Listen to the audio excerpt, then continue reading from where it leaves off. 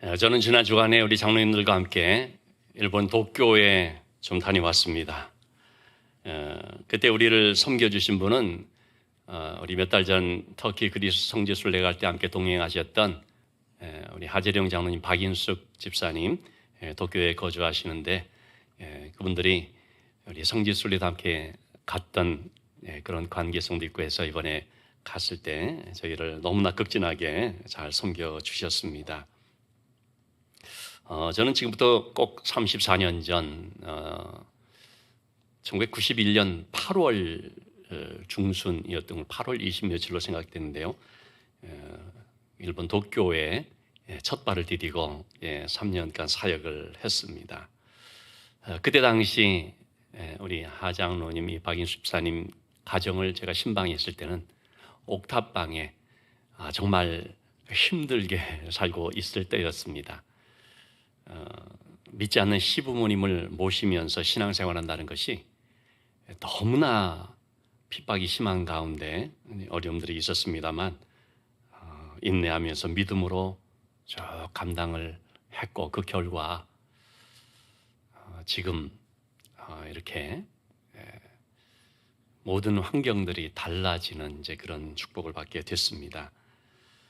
제가 신방에 있었던 그 바로 옥탑방이 새로운 이제 거주지로 바뀌어졌습니다.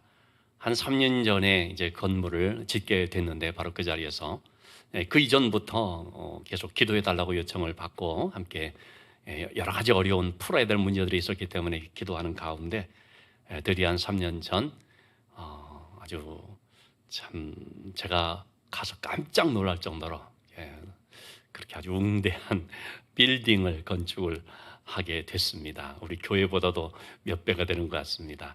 그리고 이제 그곳에서 이번에 감사 예배를 드리게 됐습니다. 제가 이번에 방문한 목적 중에 하나도 가서 한번 보면서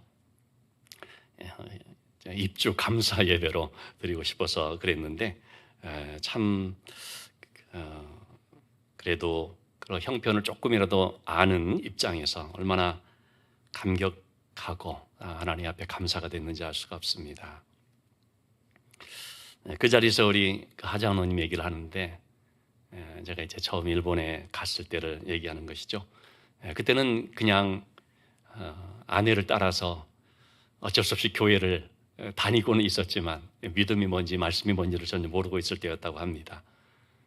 그런데 참 젊은 전도사가 와서 말씀을 전하는데 그 말씀이 너무나 달아서 수요 예배, 금요 저녁 예배도 뭐 주일 한 번 나오던 분이 꼬박꼬박 참석을 하면서 이번에 듣고 제가 알았습니다마는 말씀을 녹음해가지고 계속 다니면서 듣고 그렇게 했었다는 것입니다.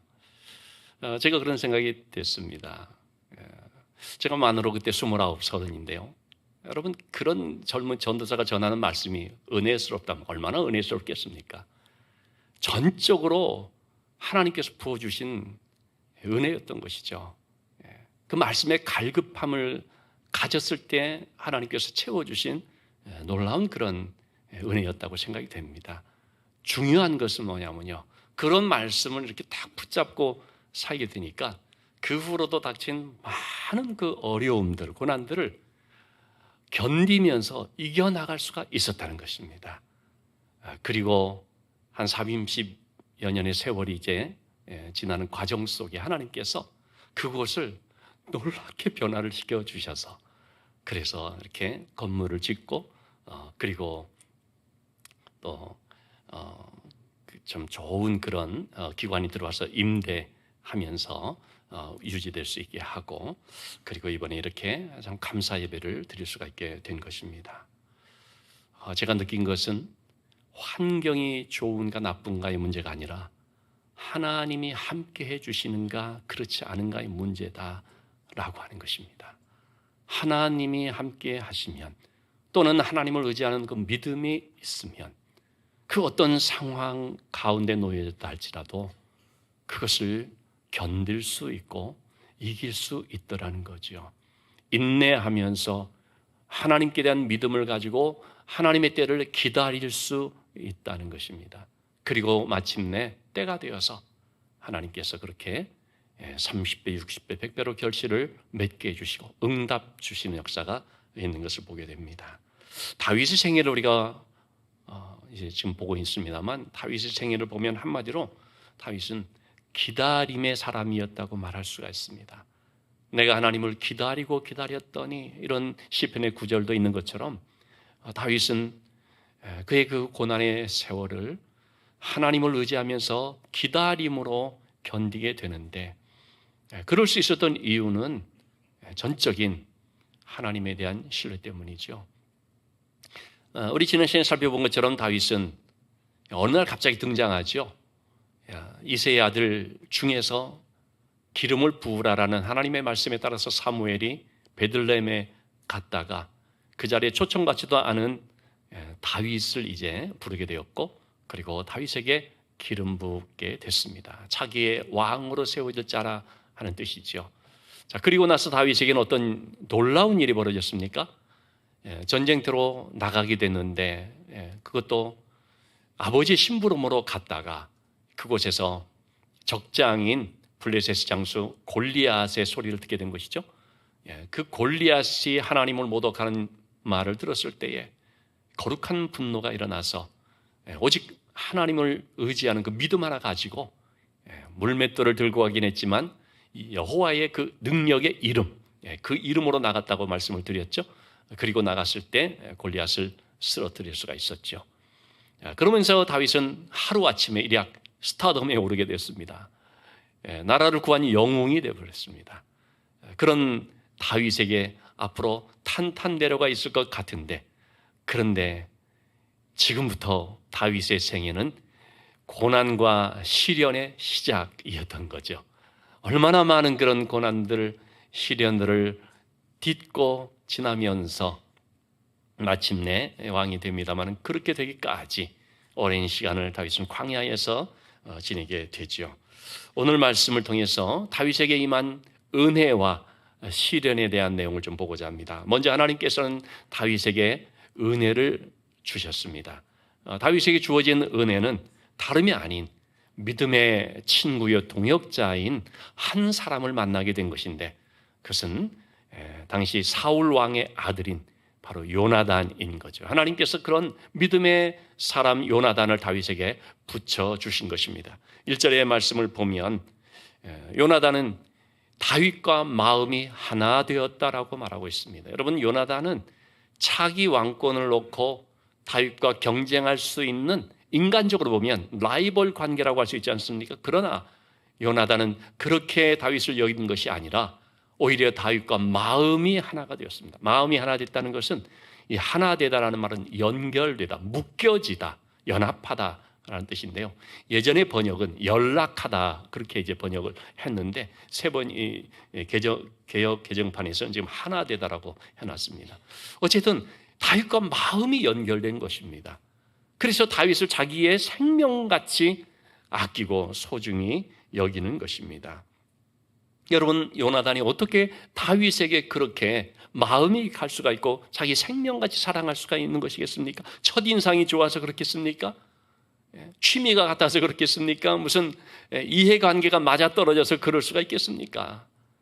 그렇지가 않습니다. 세상적으로 보면 술친구여서 그런 것이 아니죠. 어떤 면에서 다윗과 요나단의 마음이 철석까지 이렇게 맞을 수가 있었겠습니까? 하나님을 향한 사랑과 믿음, 바로 그 마음으로 하나가 되는 것입니다. 또는 백성들을 위해서 헌신하고자 하는 그 마음으로 또 하나가 되는 거죠. 우리가 두 구절을 통해서 살펴볼 수가 있는데요. 사무엘상 14장 6절 말씀과 17장 47절의 말씀을 같이 보시면, 앞부분은 요나단의 얘기죠. 요나단은 전쟁터로 나가면서 뭐라고 했냐면, 여호와의 구원하심은 칼과 창에, 여호와의 구원하심은 사람이 많고 적음에 달리지 않았다. 하나님의 구원하심이라는 것은 사람 수에 달린 것이 아니다라는 겁니다. 그 다음에 나오는 이 사무엘상 17장의 말씀은 다윗의 얘기인데요. 다윗 역시도 여호와의 구원하심은 칼과 창에 달려있는 것이 아니다, 거기에 있지 않다, 그런 얘기를 하지 않습니까? 구원이라고 하는 것은 전적으로 하나님이 주관하신 하나님의 손에 달려있다라는 것을 고백하는데, 이런 믿음의 고백이 둘 다 똑같은 것입니다. 요나단도 그 믿음의 고백을 갖고 있고 다윗도 그 믿음의 고백을 갖고 있죠. 그런 요나단의 입장에서 다윗의 모습을 보았을 때 그 다윗의 믿음의 마음이 움직이고 감동이 되었다고 할 수가 있죠. 근데 여러분, 마음과 생각이 같다고 해서 다 옳은 것은 아닙니다. 여러분, 조폭들의 세계에도 보면 어떻습니까? 마음과 생각이 통합니다. 그래서 하나가 됩니다. 그러나 그들의 하나 되면 뭡니까? 불의 안에서죠. 불의한 일 가운데서 그들은 하나 되는 것입니다. 여러분, 우리가 주님 안에서 하나 된다는 것은 뭡니까? 진리 안에서 하나가 되는 겁니다. 이것이 교회입니다. 그래서 바울 사도는 에베소 4장 4절 5절 말씀에 이 하나됨을 말할 때 우리가 몸이 하나요, 그리스도의 몸된 교회를 말하는 거죠. 근데 몸이 하나인데 그것은 어떻게 해서 하나가 될 수 있느냐? 성령도 하나고 주도 하나고 믿음도 하나고 세례도 하나고 하나님도 한 분이기 때문에, 즉 우리가 주 안에서 하나가 된다는 것은요, 같은 성령으로, 같은 믿음으로, 같은 세례로, 같은 주님의 이름으로 또 같은 하나님을 섬기면서 하나가 되는 것을 말한다고 하겠습니다. 때문에 여러분, 우리가 교회 안에서 하나가 된다고 할 때 하나님의 영광을 위한 그 마음으로 하나가 되어야 되겠고, 사명을 위한 마음으로 또 하나가 될 수 있어야 되죠. 우리가 같이 신앙생활하면서요, 그런 믿음의 친구를 만난다라는 것, 또는 직장이나 사회 속에서 인생 가운데 그런 믿음의 동반자를 만난다는 것은 너무나 복이라고 할 수 있고, 그럴 때 또 굉장한 힘을 얻고 격려를 받는 것을 알 수 있습니다. 다윗이 믿음으로 했을 때 믿음의 사람 요나단이 다윗에게 와서 다윗과 함께하는 것을 보게 되는 것입니다. 요나단이 어떻게 다윗을 위해 줍니까? 19장 4절에서 5절에 보면 아버지 사울이 다윗을 죽이려고 하는 이 악한 일을 보게 되었을 때 아들인 요나단이 강력하게 반대하면서 뭐라고 말합니까? 다윗이 한 일은, 왕께 행한 그 일은 선한 일뿐이다. 심히 선한 일이다. 여러분, 다윗이 사울을 위해서 어떤 일을 했겠습니까? 반역을 도모했겠습니까? 좋지 않은 감정을 품었겠습니까? 그런 거 하나도 없지 않습니까? 오직 다윗이 한 것이라고는 사울을 돕는 것뿐이었습니다. 사울을 위해서 수금을 켜주고, 또 나라가 위기에 빠졌을 때 나가서 골리앗을 쓰러뜨려서 나라를 구하고, 정말 다윗이 한 일은 심히 선한 일이다라는 거죠. 요나단은 혈육의 정의나 사사로운 이익보다도 진리의 편에 선 것입니다. 사실 여러분, 인간적으로 상식적으로 볼 때 이런 것이 쉽지 않죠. 그러나 주님의 은혜가 임하고 성령의 감동이 임하면 이렇게 될 수가 있는 것입니다. 내 사적인 이익을 떠나서 무엇이 하나님 편에서 옳은 것이고 무엇이 하나님 편에서 유익인가, 그런 것을 결정을 하고 그것을 선택을 하는 그런 자세를 갖게 되는 거죠. 그런 면에서 우리가 주 안에서 맺어진 믿음의 관계라는 것은요, 세상의 이런 상식을 깨뜨리고 초월하는 것이다 하는 것을 우리가 알아야 됩니다. 요나단처럼 다윗을 돕는 사람이 바로 하나님께서 주신 은혜인 것을 말씀을 드렸고, 자, 그런데 이렇게 돕는 자만 있는 것이 아니죠. 강력한 박해자가 또 등장을 하게 되죠. 그는 다름이 아닌 바로 사울 왕이었죠. 누구보다도 다윗에게 덕을 많이 본 사람, 누구보다도 다윗을 위해 줘야 될 바로 당사자죠. 그러나 사울은 7절 8절 말씀, 전쟁에서 돌아오면서 백성들이 사울을 환영한다고 하는데 그 노래를 자세히 들어보니까 이것은 사울 왕을 높이는 노래가 아니라 다윗을 칭송하는 노래라는 것을 알게 되죠. 사울이 죽인 자는 천천히요, 다윗이 죽인 자는 만만이다. 사울은 수천을 감당했다면 다윗은 수만을 감당했다. 어쨌든 다윗의 전공, 또 어떤 공로가 더 크다, 뭐 이런 식의 표현처럼 들려지는 거죠. 자, 이와 같이 다윗을 막 칭송하게 되자 사울의 입장에서는 위협을 느끼게 되죠. 다윗이 또 차지할 것은 왕의 자리밖에 더 있느냐, 라는 생각을 하게 되지 않겠습니까? 그러니까 어떻게 반응을 합니까? 심히 불쾌하며 심히 노했다라고 말하고 있습니다. 여러분, 나보다 더 잘하는 사람이 있으면은 높여주고 또 기회를 주고 세워주고 그럴 수 있으면 얼마나 좋습니까? 우리 민족의 병폐 중에 하나가 바로 그런 점이라고 하지 않습니까? 나보다 잘하는 사람이 있으면 깎아버리는, 나보다 더 잘 나가는 사람이 있으면 제거해버리려고 하는, 그러다 보니까 정치권에서도 그렇고 심지어는 교회 안에서조차도 차기 지도자들을 세우거나 후계자들을 이렇게 세우는데 너무나 인색한 그런 모습들이 있다고 하지 않습니까? 저 같은 담임 목사는 그렇게 한다지요. 저보다 더 설교를 잘하고 인기가 많은 부교육자가 있으면 빨리 보내버린다고. 여러분, 우리 교회는 그런 일 없으니까 안심하시기 바랍니다. 저보다 설교 잘하면 더 많이 시키겠습니다. 혹시 누가 교회를 이렇게 그만두게 된다 그러면 그거는 나이가 좀 많아서 그렇구나, 그렇게 이해를 해주시면 되겠습니다. 여러분, 정말 우리가 이런 경우를 맞닥뜨렸을 때 어떻게 해야 됩니까? 정말 어른스럽게 하는 것이 참 필요하다고 볼 수가 있죠. 사울은 다윗을 높여주고 다윗을 인정해주고 그런 다윗으로 하여금 앞으로 이 나라를 잘 이끌 수 있도록 수업을 잘 받게끔 도와주가면 얼마나 좋습니까? 많은 사울의 반응은 그것이 아니었습니다. 왜냐하면 사울은 이미 하나님을 떠난 사람이었기 때문에, 그리고 하나님의 영이 함께하지 않기 때문에 오직 육신적으로만 보고 판단하고 반응하는 거죠. 그게 뭐냐면 불쾌하게 여기고 심히 노했다, 분노했다라는 말이죠. 여러분, 우리는 특별히 우리의 마음을 다스리되 분노의 감정을 잘 다스릴 수 있어야 됩니다.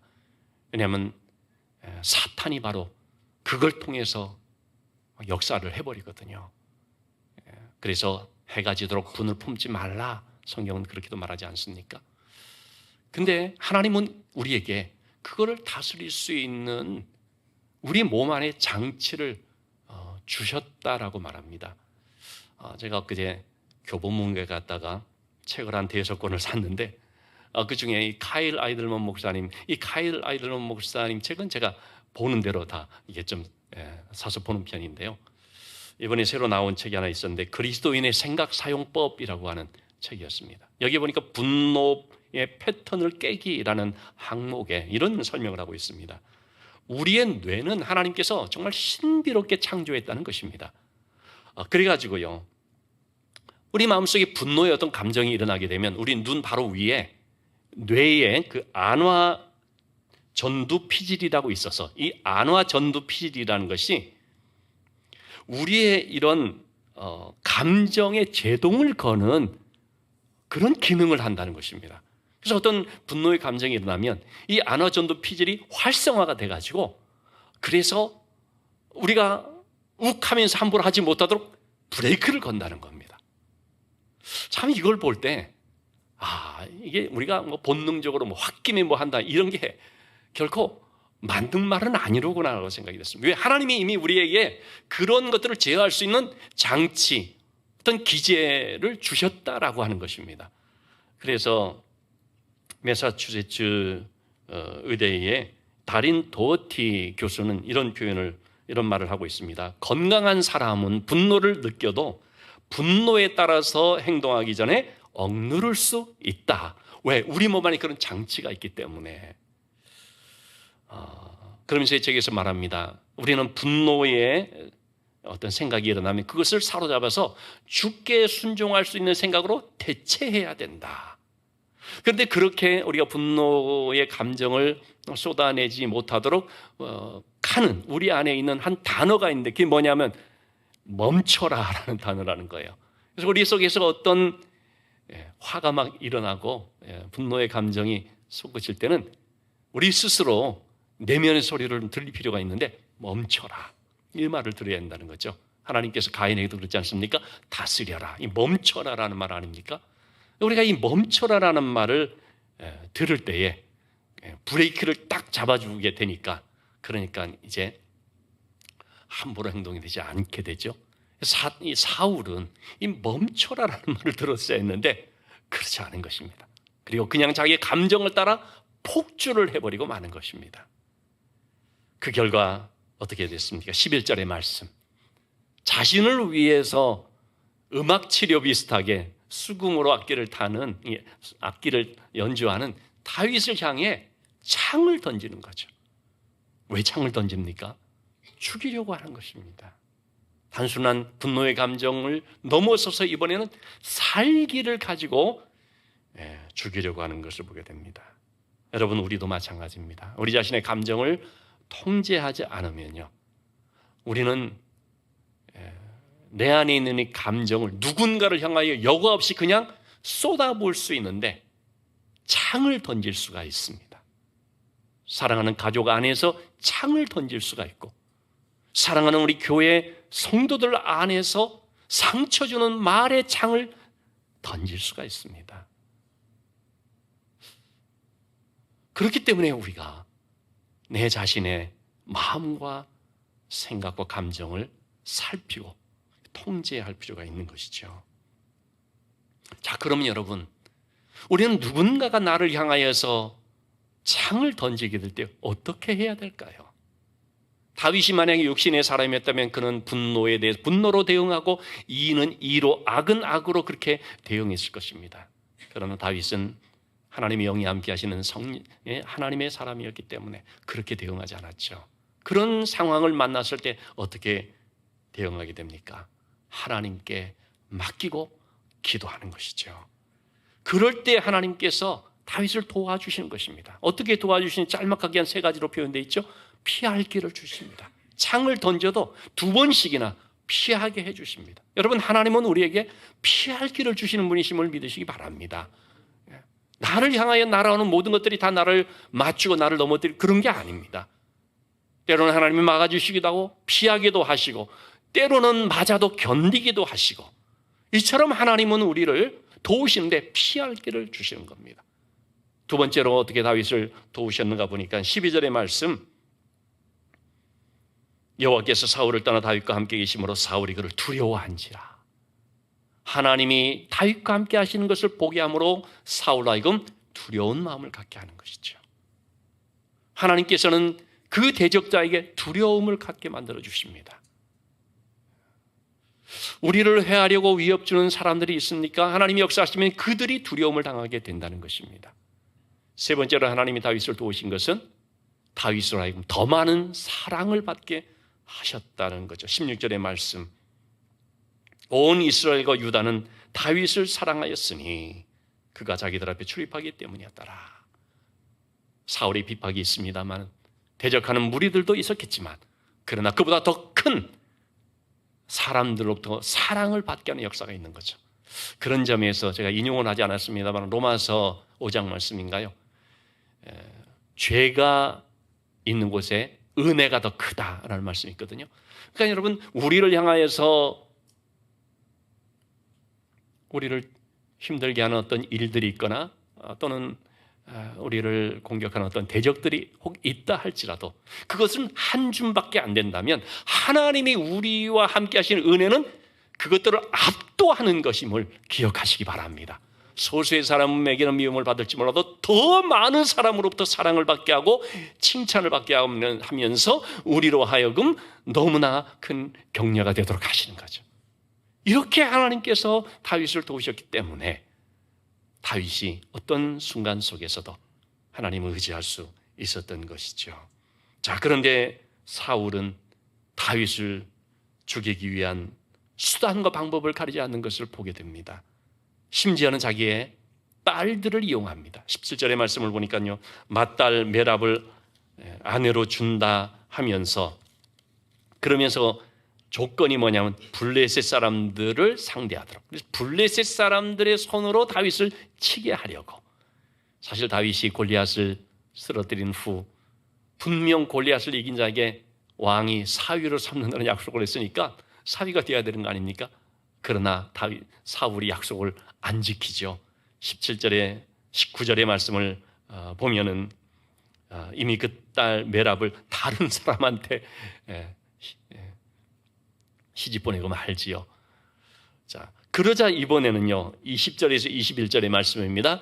그 작은 딸 미갈이 또 다윗을 연모하게 되자 또 사울이 그 미갈을 이용해서 그 딸의 그 사랑을 이용해서 그래서 이제 신하들을 통해서 어떤 말을 흘리게 되느냐면 왕의 사위가 되려면 적어도 블레셋 사람들의 양피 100개를 가져와야 되지 않느냐. 그건 100명의 사람들의 목숨을 거둬야 되는 거거든요. 그 정도가 좀 돼야지 그래도 왕 앞에 체면이 서지 않냐 이거죠. 결혼 지참금으로 그 정도는 바칠 수 있어야 되지 않느냐. 이런 식으로 말을 흘리는 거죠. 그래서 다윗이 블레셋과 싸우러 나갈 때 블레셋 사람들의 손으로서 또 그를 치게 하려고. 참 이렇게 사울은 자기의 딸들을 또는 딸들의 사랑을 또는 신하들을 이용해서 다윗을 해치려고 하는 것을 보게 됩니다. 여러분 누구든지 사람을 이용하면 안 됩니다. 자기 악한 목적을 이루기 위하여서 사람을 수단으로 삼으면 안 됩니다. 그럴 때 그것은 자신만이 아니라 또 그 상대방을 망치게 될 수 있고 큰 상처를 주게 될 수 있습니다. 여러분 창세기 27장 11절에서 13절의 말씀을 한번 보시면요. 야곱의 어머니인 리브가가 아들인 야곱에게 거짓말을 시키는 내용이죠. 목적은 아버지 이삭으로부터 하나님의 축복을 받기 위함인데 목적은 참 좋은 것이죠. 하나님의 축복을 사모하는 그 마음은 귀한 것이죠. 그렇지만 목적이 좋으면 반드시 방법은 정당한 방법이라야 되고 올바른 방법이라야 되죠.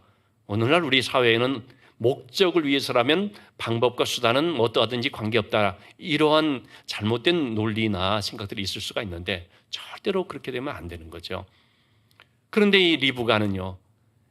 아버지 그 이삭이 지금 형 에서에게 축복을 주려고 하는 것을 보고 아들 야곱이 축복받는 게 하나님의 뜻이기 때문에 야곱에게 축복받게 하기 위해서 그 방법을 어떻게 해버리냐면 아버지를 속이게 만들어버리는 것입니다. 야곱의 입장에서 얼마나 이게 두려운 일입니까? 아니 아버지를 속이는 게 이게 정말 벌받는 일인데 그렇게 해도 되겠냐? 그 리브가가 뭐라고 말합니까?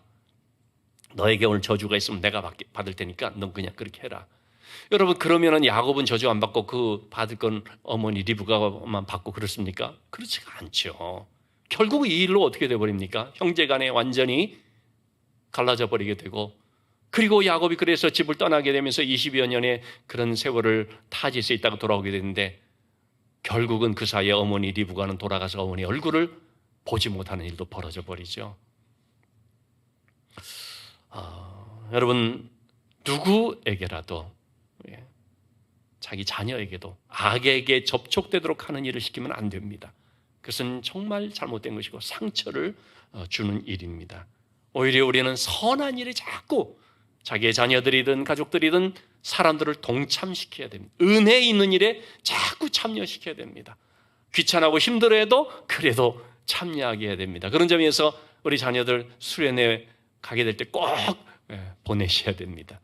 저는 아버지가 목사님이기 때문에 어려서부터 교회에서 자랐거든. 당시에는 교회의 사택이 교회 안에 있었습니다. 근데 그때는 무슨 관리 집사님 있고 그런 형편도 안 되니까 항상 토요일마다 되면 그러면 꼭 교회의 그 일들을 청소하고 김을 메고 뭐 화초를 갖고 물 주고 또 여름이면은 여름 되기 전에는 선풍기 꺼내서 닦아서 설치하고 겨울 되면은 난방 또 이런 거 기구들 꺼내서 하고 또 영상 뭐 이런 음향 이런 세팅 모든 것들을 저한테 시켜배웠어요. 토요일 오후에 좀 놀고 싶은 마음에 굉장히 싫고 말이죠. 귀찮아 하면서도 그러나 또 꾸역꾸역 또 그것은 감당을 했지요. 그래서 지나고 보니까요. 그것이 참 귀한 일이었다라는 것. 하나님에게 복을 받는 일이었다라는 것입니다. 그걸 알기 때문에 아버지는 저를 비롯한 자녀들에게 그렇게 교회를 섬기고 또 주님의 일을 하도록 한 거죠. 그래서 저도 우리 자녀들에게 자꾸 반주도 시키고 뭣도 시키고 자꾸 그렇게 했습니다. 지금은 몰라도 그게 자녀들에게 복이 되는 걸 믿기 때문에, 체험적으로 경험을 했기 때문에 그런 것입니다. 여러분, 하나님의 은혜에 선한 일에 많이 동참시켜서 그것이 복이 될 수 있게 하기를 바랍니다. 사울은 블레셋 사람들의 손을 이용해서 다윗을 해치려고 했지만 하나님은 하나님의 선한 손으로 다윗을 막아주십니다. 여러분, 우리에게는 두 종류의 손이 있습니다. 우리를 해칠 수 있는 블레셋과 같은 손도 있지만, 대적자들의 손도 있지만, 그보다 더 압도적으로 강하고 권능이 있으신 하나님의 손이 함께 한다는 사실을 알아야 됩니다. 그래서 27절에서 29절의 말씀, 블레셋의 사람들을 맞서 싸우면서 나간 다윗이 그들의 손에 죽기는커녕 오히려 100명의 그런 사람들을 치러 갔는데 200명을 쓰러뜨리는 이제 이런 일이 있게 되었죠. 자, 이와 같은 일들을 통해서 다윗은 이제 왕의 사위가 되었는데, 그걸 보고서 사울은 어떻습니까? 여호와께서 다윗과 함께 계심을 사울이 보고 알았고, 사울이 보고 알았고. 여러분, 이것을 보고 알았으면 사울은 어떻게 해야 됩니까? 나도 하나님이 함께 해주는 사람이 돼야 된다. 하나님이 다윗과 함께 하시니까 저렇게 승리를 하게 되는데, 그럼 나도 그렇게 돼야겠구나라고 도전을 받아야 되는 거 아니겠습니까? 그런 다윗을 위해주고 해야 되는 거 아니겠습니까? 그런데 사울의 반응은 그게 아니었습니다. 오히려 다윗을 더욱더욱 두려워했는데요. 그리고 평생의 대적이 되었다라고 했습니다. 여러분, 누군가 하나님이 함께하는 하나님의 사람이라면 그에게 친구가 돼야죠.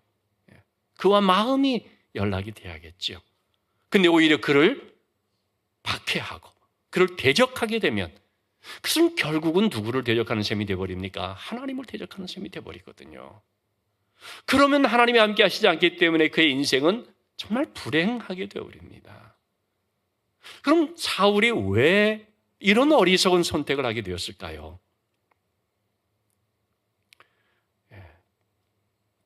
한마디로 말하면 정욕 때문이죠. 자기가 갖고 있는 이 왕권, 내 거라고 생각을 하고 움켜쥐려고 하는. 여러분, 그래서 우리는 순간순간 선택의 기로에 서는데요, 육신적으로 행하면 정욕을 위한 선택을 하게 되어버립니다. 정욕을 따르는 삶이 되어버립니다. 그러나 영적으로 믿음의 눈으로서 나가게 되면 하나님이 귀하게 여기시는 선한 것을 선택을 하게 되고, 그것이 바로 자신에게 너무나 복이 되는 걸 알 수가 있습니다. 그런 점에서 바울은 디모데에게 그런 권면을 했던 것입니다. 디모데후서 2장 22절의 말씀에 너는 청년의 정욕을 피하고. 여러분, 정욕이라는 것은 비단 청년의 때만이겠습니까? 나이가 들어도 얼마나 노욕들이 있을 수가 있지 않습니까? 항상 우리는 이 정욕이라고 하는 것에 노출되어 살아갈 수밖에 없습니다. 우리의 삶의 길에는 정욕이라고 하는 지뢰가 곳곳에 깔려 있습니다. 그럼 우리가 어떻게 해야 되냐? 이걸 밟으면 참 어리석은 일 아닙니까? 밟으면 나도 망하고 옆 사람도 망하는 거죠. 청년의 정욕, 이 정욕이라는 것은 지뢰와 같이 생각하면서 지뢰는 피해가야 되는 겁니다. 캐내도 계속 있으면 피해갈 수밖에 없습니다. 여러분, 그래서 우리는 청년의 정욕 또는 우리 육신의 욕망을 따르는 정욕을 피해가야 돼. 피하는 것이 올바른 것이고 지혜로운 것이죠. 자, 피하고 그 다음에 뭘 선택해야 됩니까?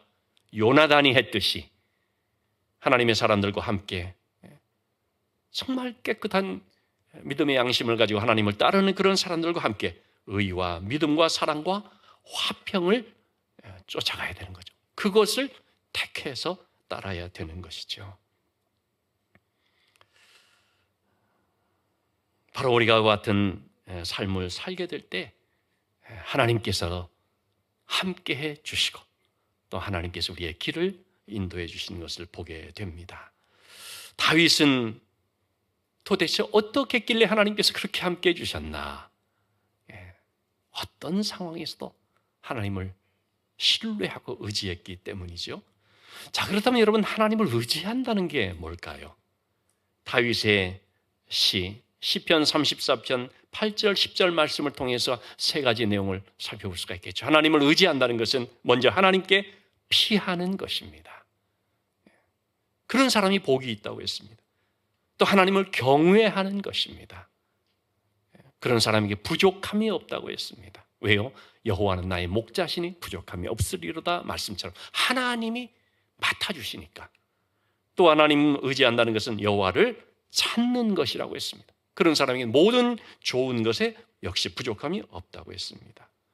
하나님을 의지한다는 것은 하나님께 피하고 하나님을 경외하고 하나님을 찾는 것이라고 할 수 있죠.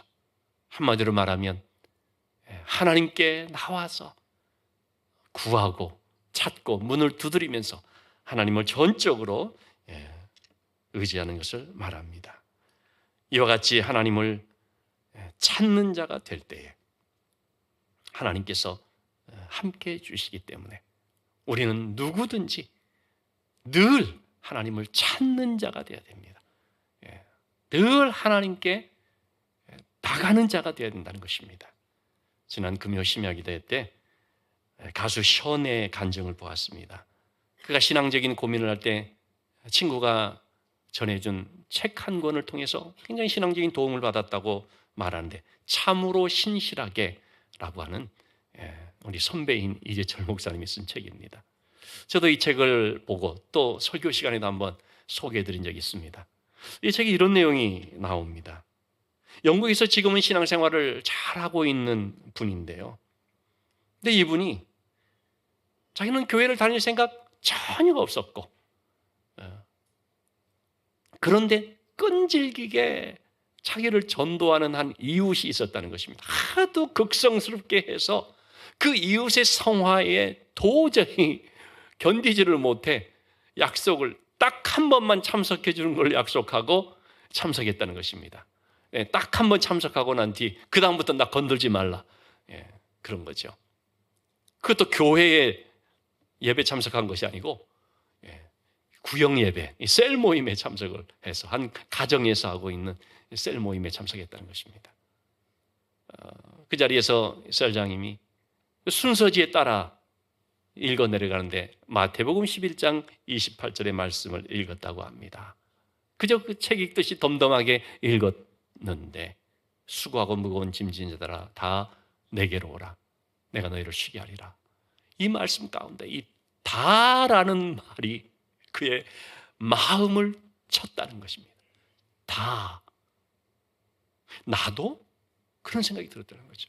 한 번도 믿을 생각 해본 적도 없고 주님을 찾을 생각 해본 적도 없는 나까지도 해당되는가.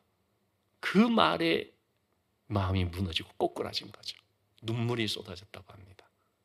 그리고 주님이 만나주시는 은혜를 경험하게 된 것입니다. 여러분, 우리가 누구든지 억지로라도 주님을 찾게 된다면 반드시 주님이 만나주시고 정말 알지 못했던 놀라운 은혜의 샘을 터뜨려 주시는 걸 알 수 있습니다. 저도 그랬거든요. 제가 자주 말씀드렸지만 억지로 20대 초반 억지로 끌려간 하도 극성스럽게 요청을 해서 내가 한 번만 가줄게 했던 바로 그 자리에서 한 말씀에 요한복음 1장 5절 그대로 마음이 무너졌던 경험이 있습니다. 우리가 악하고 추해도 주께로 나오면 주님 만나주십니다. 간절함으로 갈급함으로 주께 엎드릴 때 우리의 상함을 고쳐주시고 상처를 싸매어 주시죠. 내일부터 우리 특별 새벽 기도를 갖습니다. 이번엔 주제를 그냥 간단 명료하게 주여 우리의 이 상처를 치유하여 주시옵소서. 여기에 초점을 두고 우리의 모든 질병을 또는 문제를 아픔을 가지고 하나님께 엎드리면서 기도하면서 하나님의 치유를 경험하는 시간이 되기를 원합니다. 우리 모두 다 함께 그런 기도의 시간이 될 수 있기를 부탁을 드립니다. 결론의 말씀입니다. 다윗은 골리앗을 쓰러뜨렸지만 그에게 돌아온 것은 사울의 터무니없는 질투였습니다. 그래서 그는 사울이 사는 날 동안 계속 죽음의 위협을 당하면서 큰 고통을 겪을 수밖에 없었습니다. 여러분, 이런 상황이 되면은 어느 정도 시간이 지나면 낙심이 되기도 쉽고 하나님을 원망할 수도 있고 하지 않습니까? 그러나 다윗은 그렇게 하지 않고 지혜롭게 행했습니다. 지혜롭게 행한 것이 뭔가? 그의 지혜시라고 알려진 시편 37편 1절 3절의 말씀을 보시면 악을 행하는 자들 때문에 불평하거나 시기하지 말라. 그들은 속히 배임을 당할 것이다. 너는 여호와를 의뢰하며 선을 행하라. 그것으로 양식을 삼아라. 여러분, 이것이 지혜로운 삶입니다.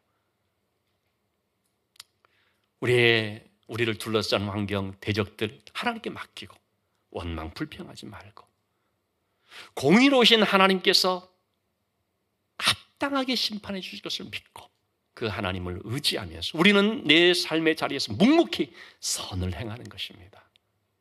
그리고 때가 되면 하나님이 반드시 드러내 주십니다. 열매 맺게 해주십니다. 기도했던 것 응답 받게 해주십니다. 여러분, 우리에게 악인의 손도 있지만 이처럼 우리를 도우시는 하나님의 선한 손이 있다는 것을 기억하고 하나님만을 믿고 의지하며 나가는 가운데 비록 시험이 와도 두렵지 아니하고 오히려 더 기도하면서 그 하나님께서 어떻게 나에게 피할 길을 주시고 도우시는지 그 은혜를 체험하는 삶이 될 수 있기를 주님의 이름으로 축원합니다. 기도하시겠습니다. 거룩하신 하나님 아버지, 참으로 우리에게는 우리의 힘으로 감당할 수 없는 문제들, 상처와 아픔들 또는 나를 향한 대적의 창들이 있음을 고백합니다. 우리는 그 가운데서도 하나님만을 의지하고 이 모든 것들을 주관하시는 하나님께서 역사하신다는 것을 믿고 묵묵히 기도하며 인내하며 견디며 나가는 가운데 하나님의 선한 손길을 날마다 경험하는 은혜의 삶을 살아갈 수 있게 하여 주시옵소서. 귀한 예물을 드립니다. 준비한 손길들을 기억하여 주시어서 여호와는 나의 목자시니 내게 부족함이 없습니다. 이 믿음의 고백을 통해 영적으로나 육적으로나 어떤 상황에서도 하나님의 채워주심을 믿고 그 가운데서 늘 감사가 넘치는 삶이 되게 하여 주옵소서. 예수님의 이름으로 기도합나이다. 아멘.